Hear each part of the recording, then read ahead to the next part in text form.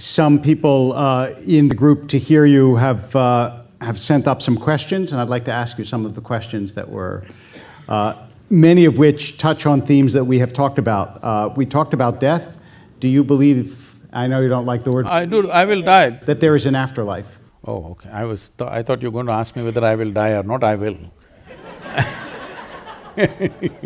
Not, God willing, for a long time.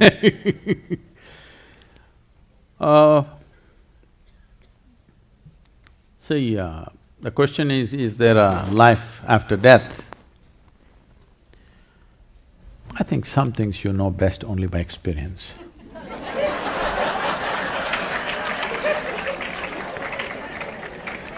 But we've already gone through this. It's very clear that we gathered this body. It's very clear we gathered these impressions of the mind. If we have to gather so much, there must be something more fundamental, whatever it is. Something must be more fundamental than physical body and the mental structure. So, essentially, the question that you're asking is not about what happens after death. The question that you're asking is, what is the nature of my existence? Is it not very important that you should know this here, now, when you're alive? So if I tell you, yes, there is life after death, if it is comfortable for you, you believe me, or you will disbelieve me. If you believe me, you will not get any closer to truth. If you disbelieve me, you will not get any closer to truth. All you will have is, you will have a fancy story to tell. Sometimes pleasant story if you believe, if you disbelieve, a nasty story about me. But nothing about your experience of life will change, isn't it? You can believe what I say, you can disbelieve what I say. So I will never put anybody into that obscenity that they have to believe me or disbelieve me. All I'm doing is, where your experience is, stretching it to the next level of experience. Once you taste the next level, I am 100% guaranteed you will want to taste the next and the next and the next. I have no this thing about it. Today, millions of people are following without promise of something elsewhere, no promise of anything. All I'm saying is, see, generally you can gather people if you create an enemy. If I say all your troubles is because of these people, then I can gather all these people. But this entire thing is about, there is only one problem in your life, that's yourself. In spite of that, people have gathered. Hats off to the people, because that much sense has dawned on the planet. And if you had that child before you, and you could give them advice for life before they've been educated out of it, what would you tell them? I think the best thing is, I tell you how I raised my own girl. So, when she started traveling with me when she was 3.5 months old, me and her, just two of us driving a car and traveling across the country with a little baby bundled up, and one hand on the thing, and my right leg is always heavy. In India, we have no speed limits, we are a free nation. So, this freedom is extended, people drive on both sides of the street and whichever way, they're testing my mystical powers. Some of them are busy testing their horoscopes. You know, somebody has told them you live to be 80, the guy is testing it out today on the street, whether it works or not. All these things. So, I'm constantly in new homes and, you know, with various families, wherever I go, I'm crisscrossing India at that time, driving an average of 125 to 150,000 kilometers per year. This is the time I'm building Isha Foundation across the country. So, this girl grew up like this, largely in the car, in many homes. So then I saw adults were so interested in teaching her something. If the child… they see the child, A, B, C, 1, 2, 3, Mary had a little lamb, they will start. I said, nobody will teach her anything. No ABC, no 1, 2, 3, no Mary had a little lamb. Then they said, this girl won't even know how many fingers she has. I said, I don't care whether she knows how many fingers she has or not, as long as she knows how to use them. She thinks this is a million, what's my problem? She knows how to use them.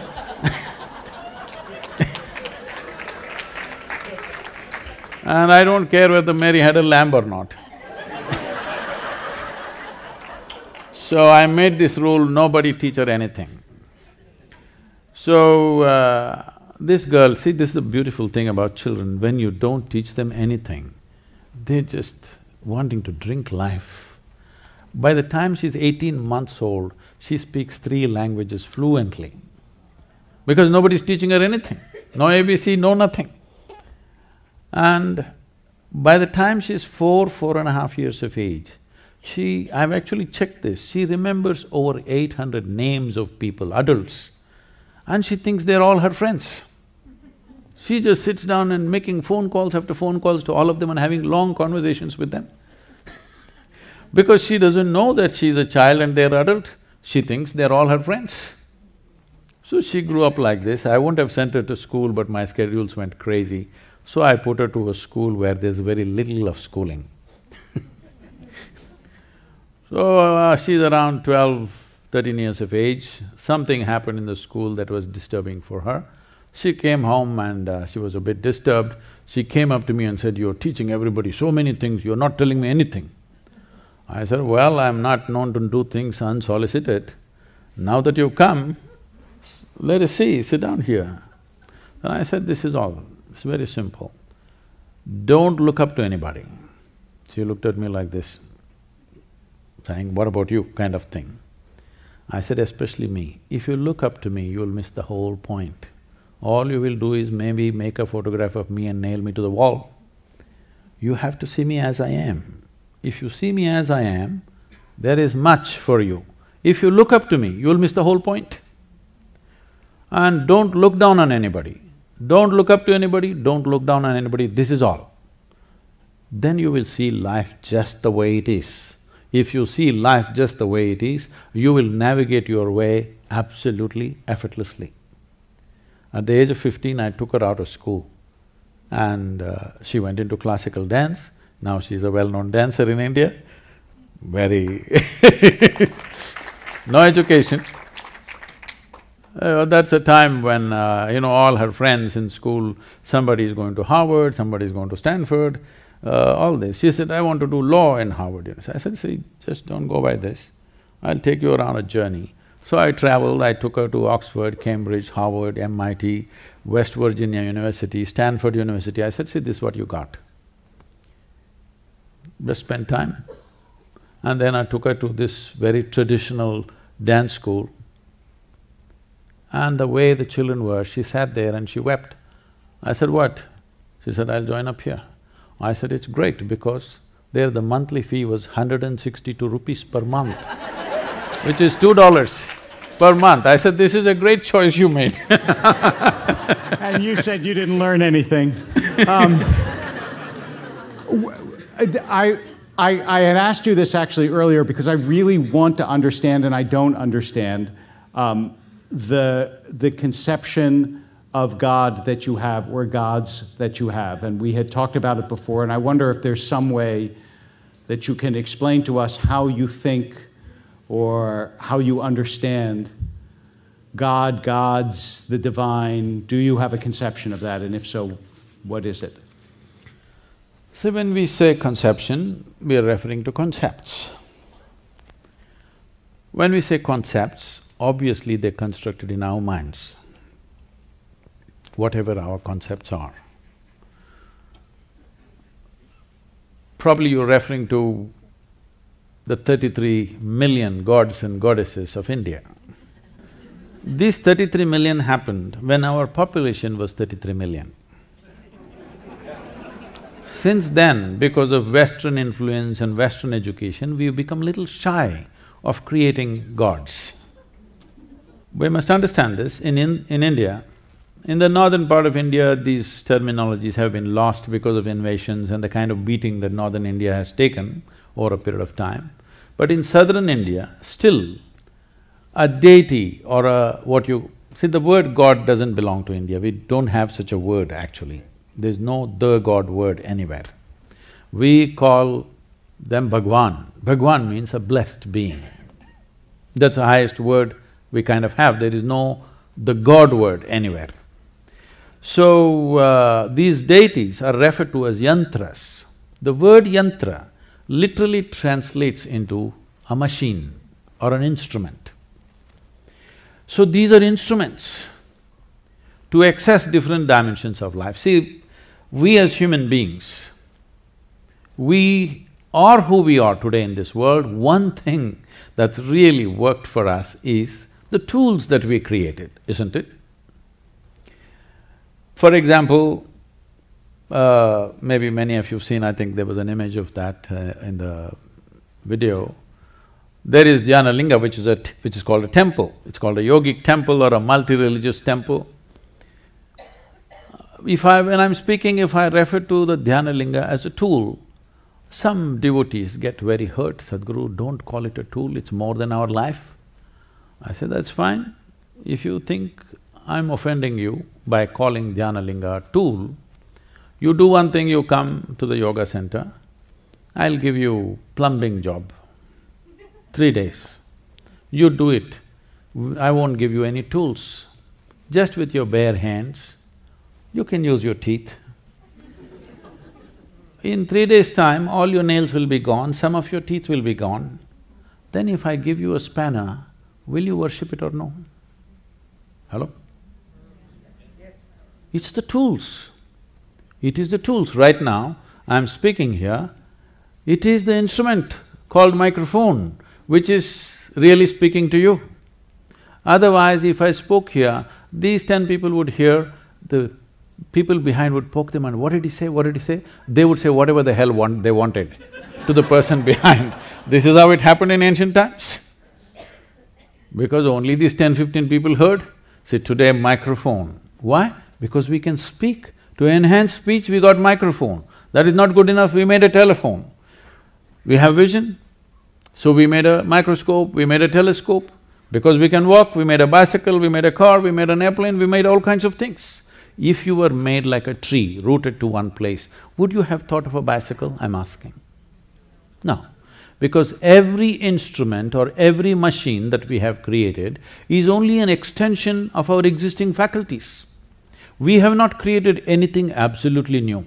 Everything is just an extension of our existing faculties. So the deities are like this, they're made for different purposes. For every kind of purpose in life, there is one deity. So if you want money, there's one deity. If you want power, there's another deity. You want knowledge, there's another deity. You want love, there's another deity. You want to be fearless, there's another deity. Like this for everything. Just to cap that, you've heard of Ramanujam, have you? No, the mathematician? There was a movie about him. Yeah. I saw that movie here in Los Angeles, I think. You know Ramanujam?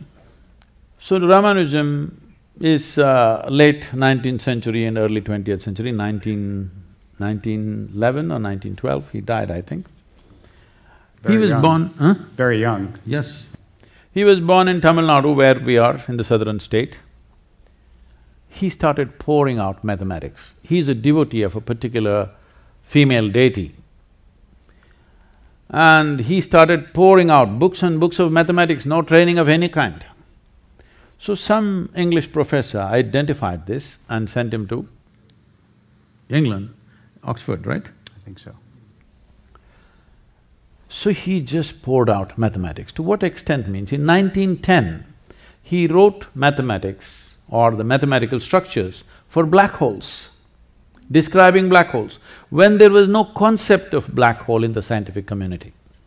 See, in science, first the concept, then the theory, then the math. But he wrote the math when there was no theory, when there was no concept, he just wrote the math. He was dying of tuberculosis, he sat on his deathbed and simply poured out bookfuls of mathematics. People asked, where is this coming from? He said, my Devi, my goddess, bleeds mathematics. These are his words. Because he is using that deity to open up a window to the existence. I am a living Example of that? Just opening up a window and suddenly everybody thinks you know everything, you don't know a damn thing. You just opened a window and you looked out and you're just talking whatever you see there. So these deities came up like this to serve different purposes of human life. Different energy forms were created. There is a whole science of consecration. It's a very powerful science. You must come and experience. There is one here at the Tennessee Center. If you come to India, it will just blast you in the face, you don't have to believe anything. It is not by belief. Just the very energy there is like that because these are consecrated spaces created for specific purposes. To teach yoga, we consecrate one way, to make other experiences happen. This Dhyana Linga means it's a meditative form. Without any instruction, people will become meditative. No instruction, no previous experience. They come and sit down thinking they will sit for 5 minutes, they will simply sit for an hour, 2 hours. Recently somebody came, just before I came here, in the month of March. One man came from Himalayas, he just sat down in the temple in the morning, when 6 o'clock when the temple opens, evening 8 o'clock, he was still sitting there. He just didn't move. So people got scared, he may leave his body, they came to me. Sadhguru, this man has not opened his eyes since morning, he just sat there over 12 hours, he's not moved an inch, he's simply sitting there. Then I knew who it is, I said, don't bother, just go and whisper to him, Sadhguru will see you tomorrow morning, he'll wake up.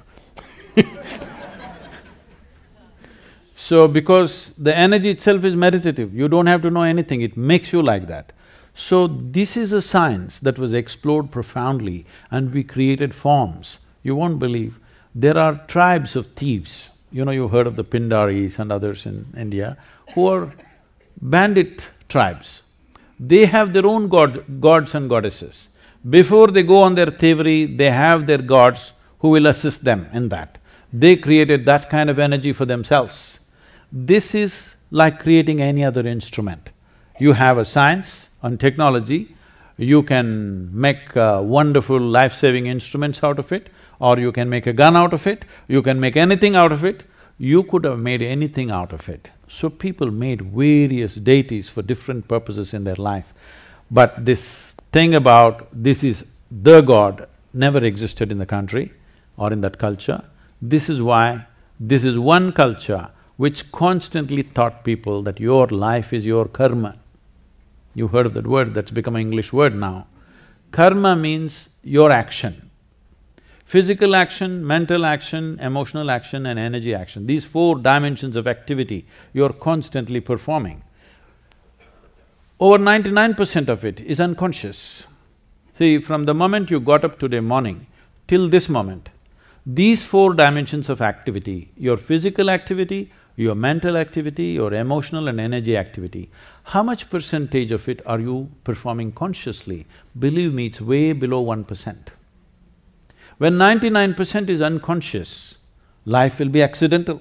When life is accidental, anxiety is natural. When anxiety becomes your way of existence, now fear is the key, you'll just about believe anything. You're ready to believe anything.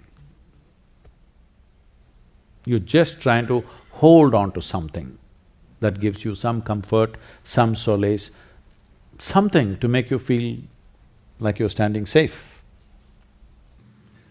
So, all these people are going to go home tonight. What is it that they most either should take away or can do differently even before they get to visit you in Tennessee, that you think is the indispensable piece of what you have to say to them, at least as a beginning lesson for those who aren't further along the path? There are 2 aspects to everything that I do. One is there is a spiritual dimension which can be transmitted in many different ways. There is a mystical dimension. Mysticism has no purpose. Mysticism is just pure exploration. It has no purpose. But this is the nature of human intelligence. Even if there's no purpose, this intelligence wants to know. This is the nature of human intelligence. If you release people from their daily concerns and fears, Believe me, every human being will want to know everything in the universe. Right now, their day-to-day nonsense is keeping them busy. Their psychological and physiological drama is keeping them busy, busy, busy all the time. If they had no concerns, everybody would pay attention to everything and want to know. Mysticism has no utility. It is simply like pure science. You just want to know. Well, your life becomes profound, but it has no application as such. How can I go out on the street and use my mysticism? There is no such thing. Spiritual process has a certain use to your own emancipation, your own liberation, your own freedom that you achieve within yourself. In that sense, if you must take away because we are in America, you must take away something. When you die, what will you take away? I want to know. Hello? As you said, we'll find out when we get there, I don't know. So, if you must take away, tonight before you go to bed, spend at least 12–15 minutes reminding yourself, you're neither this body nor this mind. Just lie down and just remind yourself, this body is not really you. Do you know, if you live for about 60 years, on an average, most human beings are eating anywhere between 1100 to 1400 tons of food. So that means even what you think is my body is not this, it's changing every day. New input is happening and old things are going away. So 1400 tons, you don't carry that much of weight right now. So obviously, what you have as a body right now is just a transient amount of food and soil, isn't it? Hello? So what you think is mine also is not it, it is just all the time changing. So at least try this much.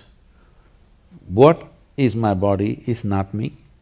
What I think is my mind is not me. It is mine right now for use, but it's not really me. Just… if you're not able to do it, just link it to your breath. Inhalation, I'm not the body.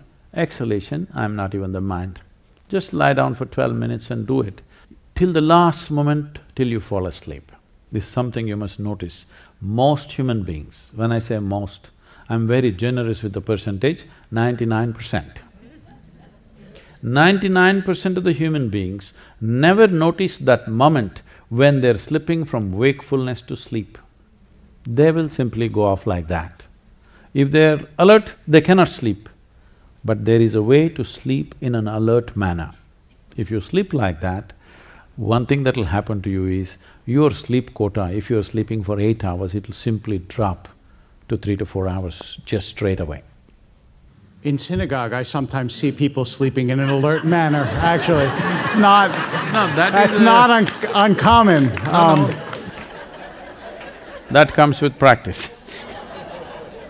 Now that moment when you're passing from wakefulness to sleep, if you can still be conscious that I am not the body and I am not the mind, believe me, something remarkable will happen. I wanna acknowledge that it is my impulse, and you said this is America, so we have to have a takeaway. It is my impulse to ask you always what to do, and it is your way to talk not so much about the doing as it is about the larger perspective that you're trying to get to. But it's hard sometimes for us to get there without something that we're comfortably concrete. See, what are the instruments to be? That's what people are asking. There is a difference between being and doing. Doing is related to our body or our thought process or our emotion, or maybe even energetically you can do certain things. But being is not connected to any of these things because all these things you accumulate from outside. So a dimension which is not physical in nature, you don't do anything with it, there's nothing to do with it. It is just that if you… in your awareness, in your consciousness, if what is you and what is not you there is a little space between you and your body, between you and your mind. If a little space arises, suddenly this is the end of suffering in your life. Because you know only two kinds of suffering, physical suffering and mental suffering. Do you know any other kind of suffering? Hello? Even if you're an expert in the field, still you don't know any other kind of suffering, isn't it? Physical and mental. Once there is a little space between you and the body and you and the mind, this is the end of suffering. Only when there is no fear of suffering will you naturally want to walk full stride, wanting to know every dimension of life. When there is fear of suffering, you walk half steps. You only want to do what is safe. And there is nothing safe in this world except dying. Life, anything can happen. And on that beautiful note, we want to thank our guest, Sadhguru.